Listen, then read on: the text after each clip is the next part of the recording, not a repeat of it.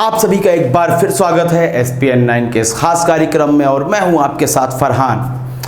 अभी मौजूदा समय में आपने देखा किस तरह प्रवासी मजदूरों को लाने ले जाने के लिए योगी सरकार और प्रियंका गांधी के बीच एक विवाद चल रहा था।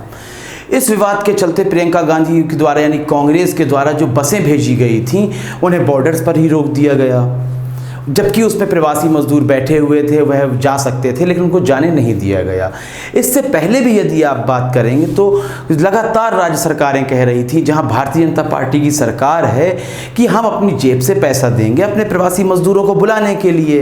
तो अब जब यही जो सिचुएशन है वो सामने आ जाती है, तब ये इन परिस्थितियों में क्यों आखिर विवाद होने लगता है। हम बता रहे हैं राजस्थान की बात। गहलोत सरकार ने करीब 12,000 उत्तर प्रदेश के मजदूरों को उनके गृह राज्यों तक भेजा बसों के द्वारा। उन्होंने ट्रेन्स की भी मांग की थी सरकार से, बाकायदा उन्होंने एक क्वांटिटी बताई थी, संख्या बताई थी।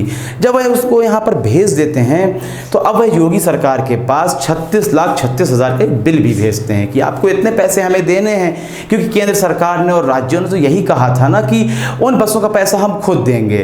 तो इसके बाद मायावती सामने आ जाती हैं और कहने लगती हैं कि ये गिरी हुई हरकत है, ये गलत हरकत है। ट्वीट के माध्यम से लगातार बरस रही हैं उन पर। मायावती भारतीय जनता पार्टी के पक्ष में खड़ी हुई है। हमें मतलब यह नहीं है कि पक्ष में खड़ी हैं कि विपक्ष में खड़ी हैं, बल्कि जो ईमानदारी की बात है तब आप उस बात पर टिकी रहिए, अडिग रहिए।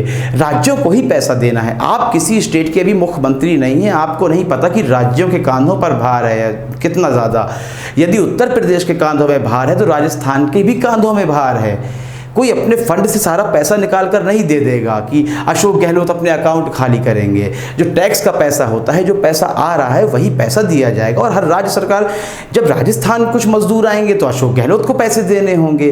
तो यहाँ मायावती का आना कहीं ना कहीं यह साबित करता है, जिस तरह वह सोनिया गांधी द्वारा आयोजित की हुई मीटिंग में नहीं गई, जिसका नेतृत्व वह कर रही थी, अखिलेश यादव भी नहीं गए और बसपा सुप्रीमो मायावती भी नहीं गई। इस संबंध में आपको क्या लगता है? क्या भारतीय जनता पार्टी से अब नजदीकियां बढ़ने वाली हैं बहुजन समाज की? इस संबंध में अपनी राय हमें अवश्य दें। कार्यक्रम को लाइक करें, ज़्यादा से ज़्यादा शेयर करें और चैनल को सब्सक्राइब अवश्य कर दें। तब तक के लिए इजाज़त दीजिए। धन्यवाद।